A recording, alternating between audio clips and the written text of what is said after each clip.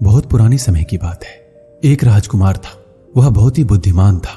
उसने गुरु के पास अच्छी शिक्षा ग्रहण की थी और अब वह अपने राज्य का कार्यभार संभालता था। उस राजकुमार ने अपनी बुद्धिमानी से अपने राज्य को बहुत ऊंचाइयों तक पहुंचा दिया था। उस राज्य में कभी लड़ाई झगड़ा नहीं होता था। आसपास के राज्यों को भी ये बात पता थी कि इस राज्य का राजा का बेटा बड़ा बुद्धिमान है। एक बार पास के राज्य से एक खत आया। उस खत में यह लिखा हुआ था कि आप अपने बेटे को कुछ दिनों के लिए हमारे राज्य में भेज दीजिए ताकि हम भी आपके बेटे की बुद्धिमानी को देख सके, हम भी जान सके कि आपका बेटा कितना बुद्धिमान है। यह बात जब राजकुमार को पता चली तो उसने अपने पिताजी से कहा कि पिताजी, मैं पास के राज्य में जरूर जाऊंगा और थोड़े दिन में वापस आ जाऊंगा। आप किसी बात की चिंता मत करना। उस राजा को भी अपने बेटे की बुद्धिमानी पर पूरा भरोसा था। वो राजा जानता था मेरा बेटा हर परिस्थिति से बाहर निकल सकता है, इसलिए वो राजा अपने बेटे की ज्यादा फिक्र नहीं करता था और उसने अपने बेटे को दूसरे राज्य में जाने का आदेश दे दिया। दूसरे दिन सुबह वो राजकुमार घोड़े पर बैठकर दूसरे राज्य के लिए निकल पड़ा। राजकुमार अकेले ही निकला।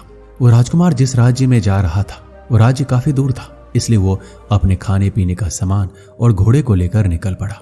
राजकुमार को चलते चलते 2-3 दिन हो चुके थे। तभी बीच में एक भयानक जंगल आता है।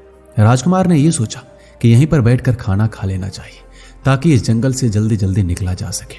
वो राजकुमार एक पेड़ के नीचे बैठ जाता है। तभी वहां पर कुछ ठगड़ियां आती है। ठगड़ियां मतलब वो औरतें जो जंगल में रहकर लोगों को लूटा करती थी। वो औरतें अपनी बातों में किसी आदमी को फंसा देती, उसके बाद उसके पास से धन वगैरह लूट लिया करती थी।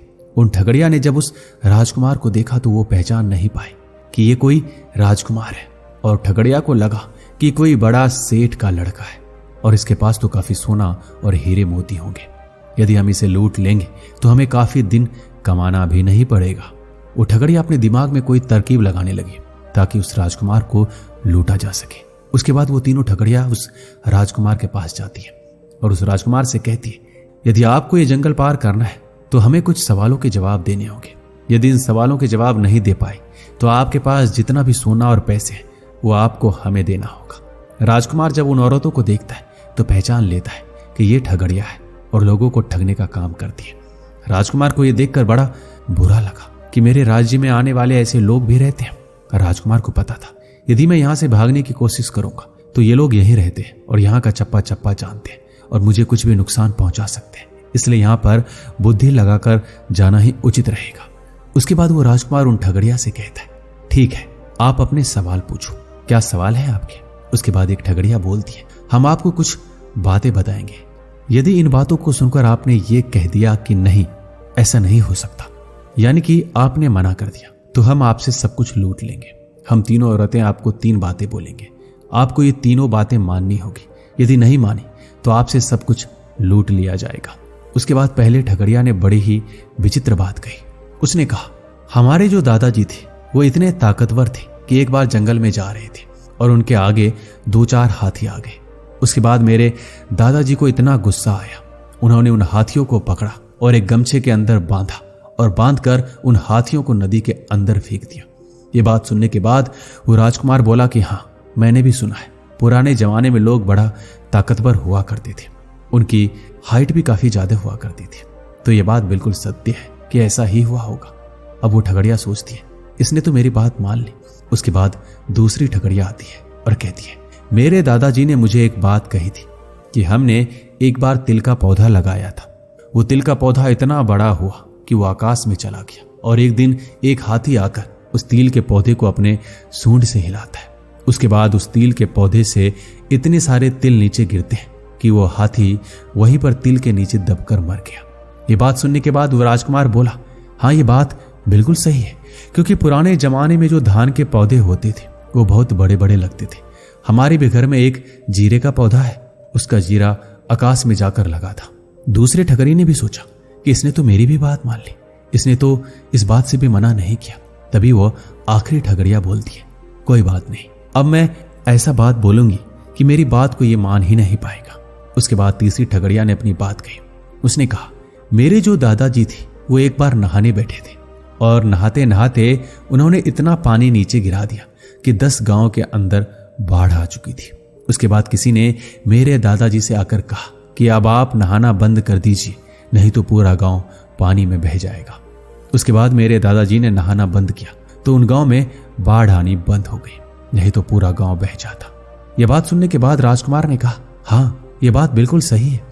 पुराने जमाने में इतने बड़े बड़े लोग हुआ करते थे कि यदि रास्ते में जाते और कोई नदी आ जाती तो सारा नदी का पानी पी लिया करते थे। ऐसी बातें मैंने भी सुन रखी है। अब तो तीनों ठगड़िया निराश हो गई, क्योंकि किसी भी बात का उसने मना नहीं किया। हर बात उन ठगड़िया की उस राजकुमार ने मान ली। उसके बाद उस राजकुमार ने कहा कि आप लोगों ने तो अपनी बात कह दी, अब मैं एक बात कहता हूं, यदि आप लोगों ने मना कर दिया कि नहीं ऐसा नहीं हो सकता, तो तुम्हें यह ठगाई वाला काम छोड़ना होगा और एक इज्जत की जिंदगी जीनी होगी। उसके बाद वो ठगड़िया राजकुमार की बात मान लेती है। उसके बाद राजकुमार कहता है, मेरे पिताजी ने मेरी 15 साल की उम्र में एक शादी करवाई। उस औरत से जब मेरी शादी हुई तो वो किसी और से प्रेम करती थी, इसलिए उसने मुझे छोड़कर उस प्रेमी के पीछे भाग गई। उसके बाद मेरे पिताजी ने मेरी दूसरी शादी करवाई। वो औरत मेरे घर में बहुत ही ज्यादा लड़ाई झगड़ा करती थी, इसलिए एक बार मैंने उसे थप्पड़ मार दिया, इसलिए वो औरत भी मुझे छोड़कर चली गई। उसके बाद मेरे पिताजी ने मेरी तीसरी शादी करवाई। उस तीसरी औरत ने मेरे ही घर में चोरी कर ली और मेरे घर से बहुत सारा पैसा लेकर वहां से भाग गई। अब जब मैं यहां पर आया हूं तो तुम तीनों मिली हो और तुम तीनों वही औरतें हो जिससे मेरे पिताजी ने मेरी शादी करवाई थी। ये सुनने के बाद तीनों ठगड़िया ने कहा, हट, हम कौन सी तेरी लुगाई हैं, हम तो इसी जंगल में रहते हैं और हमारी कोई शादी तुमसे नहीं हुई थी। इतनी बात सुनने के बाद राजकुमार ने कहा, तुम लोगों ने मेरी बात नहीं मानी, इसलिए तुम लोगों को अब ये ठगाई वाला काम छोड़ना होगा और एक अच्छी जिंदगी जीनी होगी। मैं दूसरे राज्य में जा रहा हूं, तब तक आप तीनों मेरे राज्य में चलो। मैं तुम्हें अपने राज्य में कुछ काम दूंगा, वो काम करके तुम एक इज्जत की जिंदगी जी सकते हो। उसके बाद उन तीनों ठगड़ियों को पता चला कि ये कोई राजकुमार था और इसने कितने प्रेम से हमसे बात की थी। इसके बाद वो तीनों ठगड़िया उस राजकुमार को धन्यवाद देते हुए उस राजकुमार के राज्य में चली जाती है। अब वो राजकुमार दूसरे राज्य में पहुंचता है जिस राज्य ने राजकुमार को अपने घर न्योता दिया था। जब वो राजकुमार उस राज्य में पहुंचता है तो उस राज्य में राजा अपने तख्त पर बैठा था, नीचे बहुत सारी प्रजा बैठी थी और दो औरतें आपस में राजा के सामने झगड़ा कर रही थी। इन दोनों औरतों के पास एक बच्चा था जो दोनों औरतें अपना अपना बात बता रही थी। राजकुमार जब वहां पहुंचता है तो राजा की नजर उस राजकुमार पर पड़ती है। राजा सबको छोड़कर उस राजकुमार का स्वागत करता है और उस राजकुमार को अपने ही पास एक कुर्सी पर बैठाता है। अब उस राजा को यह फैसला करना था कि इन दोनों औरतों में से यह बच्चा किस औरत का है, क्योंकि दोनों ही औरतें उस बच्चे को अपना बता रही थी। राजा को कुछ भी बात समझ नहीं आ रही थी कि आखिर यह बच्चा किसका है और इस बात का कैसे पता लगाया जाए कि इस बच्चे का असली मां कौन है। इसके बाद राजा को पता चला कि जिस राजकुमार को मैंने बुलाया है ये राजकुमार तो ऐसे फैसले करने में बड़ा माहिर है। उसके बाद राजा ने उस राजकुमार से पूछा कि आप इस मामले में क्या कहना चाहेंगे, आपको क्या लगता है इन दोनों औरतों में से इस बच्चे की असली मां कौन है। उसके बाद वो राजकुमार कहता है, ये बात तो बड़ी सरल है, मैं तो इस फैसले को 1 मिनट में कर दूंगा। उसके बाद राजा आदेश देता है कि आप इस मामले को अब निपटा दीजिए। उसके बाद वो राजकुमार कहता है कि एक तलवार लेकर आओ और इस बच्चे के 2 टुकड़े कर दो और इन दोनों औरतों को एक एक टुकड़ा दे दो। इतना सुनने के बाद वो राजा भी बड़ा हैरान हुआ कि बच्चे को मारना ही था तो ये काम तो मैं भी कर सकता था, ये कौन सी अपनी बुद्धिमानी बता रहे हैं। अब जैसे ही वो राजकुमार तलवार लेकर उस बच्चे के टुकड़े करने वाले थे, उन दोनों औरतों में से जो असली मां थी वो जोर से चिल्लाकर बोली, ये मेरा बच्चा नहीं है, इस बच्चे को इस दूसरी औरत को दे दो क्योंकि यह बच्चा उसी का है। राजकुमार समझ चुका था कि यही इस बच्चे की असली मां है, क्योंकि एक मां अपने बेटे को मरता हुआ नहीं देख सकती। इसलिए इस औरत ने ऐसा फैसला लिया कि अपने बेटे को दूसरी मां के पास भेज दे, लेकिन कम से कम वो जिंदा तो रहे। उसके बाद वो राजकुमार उस बच्चे को उस असली मां को सौंप देता है। राजा ने जब यह सब देखा तो बड़ा प्रसन्न हुआ। राजा ने कहा, जो हमने सुना था आप तो उससे भी ज्यादा बुद्धिमान निकले। इसके बाद वो राजा उस राजकुमार के पीठ थपथपाते हुए अपने राज्य में ले गए। दोस्तों, बुद्धिमान लोगों का सबसे बड़ा गुण होता है वो होता है मौन रहना। आपने देखा हो कि जिस आदमी को ज्यादा ज्ञान नहीं होता वो बहुत ही ज्यादा बोलता है, ऐसे दर्शाता है जैसे उसके पास बहुत ही ज्यादा ज्ञान है।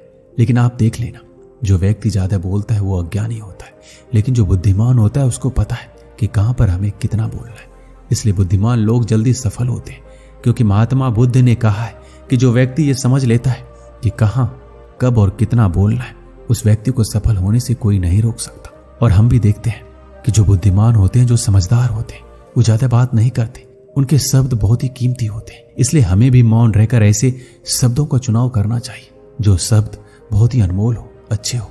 यदि हम कीमती शब्दों का उपयोग करेंगे तो लोग हमारी वैल्यू करेंगे, लोगों को पता चलेगा कि हम समझदार हैं। और मूर्ख लोगों की तो सबसे बड़ी पहचान यही होती है कि वो बहुत ही ज्यादा बोलते हैं। क्योंकि हमें यदि किसी परिस्थिति से निकलना है, किसी दुख से निकलना है, तो हमें मौन रहकर उस परिस्थिति पर चिंतन करना होगा। और जब हम उस पर चिंतन करेंगे तो उसका समाधान भी मिल जाएगा, उसका निवारण भी मिल जाएगा। क्योंकि दोस्तों, आज का समय बुद्धिमानों का है। और इस पर महात्मा बुद्ध ने कहा है कि जो माँ बाप अपने बेटे को पढ़ाते नहीं वो शत्रु के समान है। क्योंकि अनपढ़ बच्चा पढ़े लिखों के बीच ऐसा ही दिखता है जैसे हंसों के बीच बगुला दिखता है। दोस्तों, इस वीडियो में बस इतना ही। मिलते हैं अगले वीडियो में। अपना ख्याल रखिएगा। धन्यवाद।